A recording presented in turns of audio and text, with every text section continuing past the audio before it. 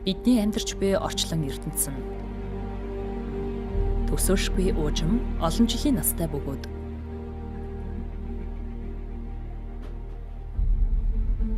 олон тооны галактикуудын бөөгнөрөл доторх хэдэн тэрбум жилийн настай.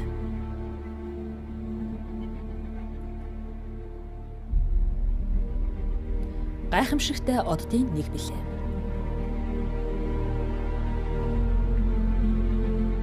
Олон тооны элементүүдээс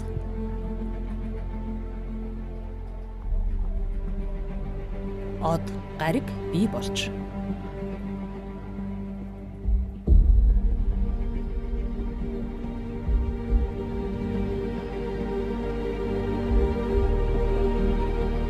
дөнгөж үссэн нарны аймгаас тасран нарнаас тохиромжтой байршилд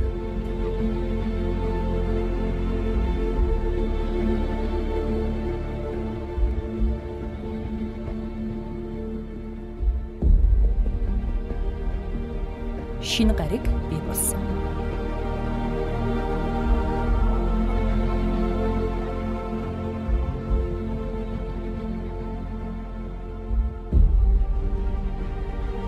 Тэр газрыг дэлхий хэмээн нэрийдэв. Дэлхий нь маш халуун, хатуу, харгас ертөнц байв. Хоосон цүл ямар ч амьдрал байхгүй. Зөвхөн ус ба гал.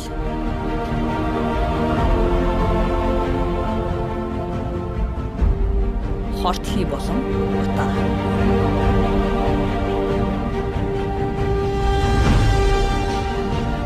Энэ бүхнийг өөрчлөх эд шид дэлхийд тохиолдов.